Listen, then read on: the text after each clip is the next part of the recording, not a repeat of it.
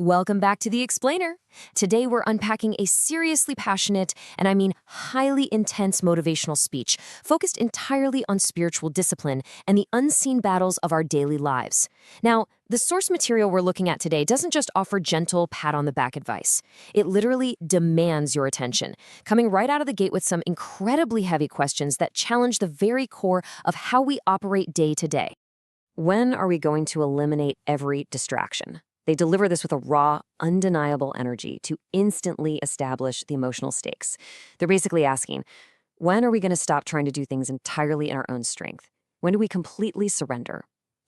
By kicking off right there, the source taps directly into that universal feeling so many of us have, being totally overwhelmed, feeling kind of lost, or just perpetually distracted in an incredibly noisy world. To answer those intense questions, the speaker anchors their whole message in this famous biblical quote from Proverbs. Trust in the Lord with all thine heart and lean not to thine own understanding. Now, this isn't just a nice, comforting saying for the speaker. You've got to think of this as the absolute foundational thesis of their entire worldview. The core argument here is that relying on our own logic, our own rigid plans, and our own understanding is exactly the thing that leads to that feeling of being lost. True direction, they argue, requires total trust and acknowledgement of a higher power in literally everything we do. All right, to really understand the mechanics of this impassioned stream of consciousness sermon, we've broken it down into 5 key concepts: the epidemic of distraction, unmasking the enemy's tactics, the call to consecration, the principle of first, and finally, walking in authority. Let's dive right in. Okay, Section 1, the epidemic of distraction, moving from noise to necessity. The speaker identifies a really profound problem in modern life here. But notice how boldly they reframe those common feelings of doubt.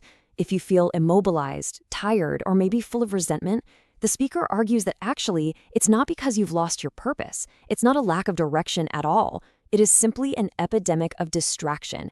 You aren't lost, you just can't focus through the sheer volume of noise. So what are the symptoms of this epidemic? The speaker gets highly specific about what happens when we let noise override our focus. We see things like feeling immobilized or weary, carrying around this heavy resentment and bitterness. But those last two, those are particularly striking. The speaker calls out lukewarm, casual Christianity as the ultimate failure, noting that today, people have become way more entertained than transformed. It's a really sharp critique of just consuming content without letting it actually change your life. Moving to Section 2, unmasking the enemy's tactics, or the hidden spiritual warfare. The source makes a massive shift right here, framing modern distraction not just as an accident of the digital age, but as a calculated attack by a spiritual enemy. And according to the speaker, this enemy has a very specific playbook. The tactics aren't always obvious destruction. Instead, it's delay, denial, and disobedience. The goal is to steal your focus and prevent you from fulfilling your destiny. The logic is, if the enemy can't totally destroy you, well, they'll happily settle for just delaying you indefinitely through constant, everyday interruptions. And this brings us to perhaps the most provocative warning from the source. They state that distraction can actually feel incredibly productive. It can feel completely justified. The speaker warns that even things that feel good, work well, pay the bills, or bring you applause from the crowd can actually be spiritual traps. They call it a demonic detour, dressed as an opportunity, designed specifically to derail you from a higher plan. In other words, just because it's good doesn't mean it's God. Right, on to Section 3, the call to consecration, moving beyond casual Christianity. How do we combat this intense spiritual warfare? Well, the crucial point is how the speaker radically redefines consecration. They make it super clear that this isn't about just being bored, and it's certainly not just some fleeting emotional feeling you get during a song. Actually, scratch that old school definition entirely. They frame it as a highly practical daily sacrifice. Consecration is the active removal of distractions. It's the discipline of saying no to something that feels really good in the moment so that you can say yes to a higher calling. It's literally setting yourself aside every single day. This perfectly illustrates the stark clash of worldviews presented in the speech. We've got the modern cultural obsession with hustle culture pitted right against what the speaker calls the kingdom economy. Hustle culture is all noise, the daily grind, just ordinary people blindly reaching for their phones the absolute second they wake up. But the kingdom economy? That doesn't respond to hustle at all. It responds to honor. It's an entire infrastructure based on authority, obedience, and presence, where extraordinary people seek spiritual alignment before anything else. Which leads us to Section 4, the principle of first, all about winning the morning. This speaker anchors this massive spiritual shift into a very specific, controllable time frame. Here is the concrete, step-by-step morning rhythm that the source absolutely guarantees will align your energy. 1. Wake up early. They note that historical and biblical figures of significance always rose early. 2. Practice real stillness and actually listen.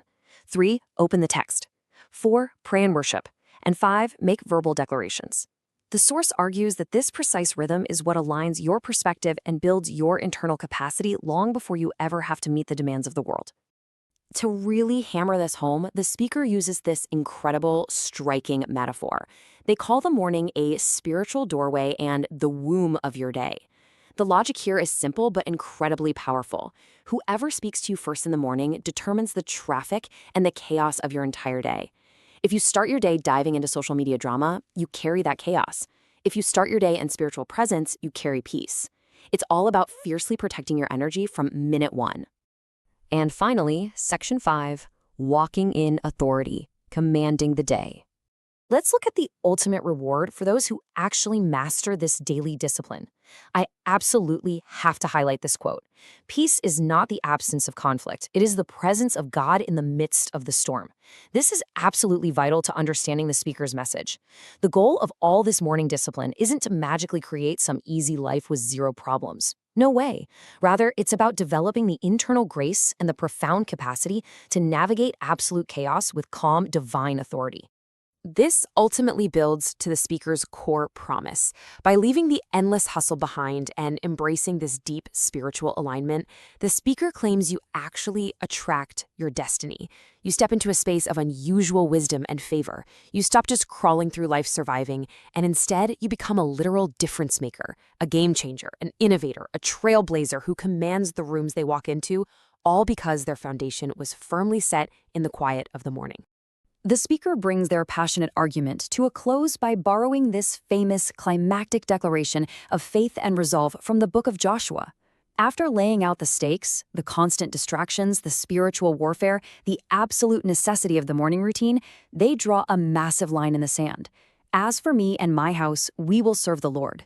It's a call to individual resolve, practically begging the listener to make the definitive choice to reject the enemy's cycles and firmly align their life with their faith. So after unpacking all of this intense, laser-focused source material, we want to leave you with this one single, powerful question. It cuts right to the core of the speaker's message. Who will you allow to speak to you first when you wake up tomorrow morning? Is it going to be the noise and distraction of the world, or are you going to command your day? Take a moment to think about your own daily habits and maybe the unseen forces that might be shaping your reality. Thanks for joining us for this explainer, and we will definitely catch you next time.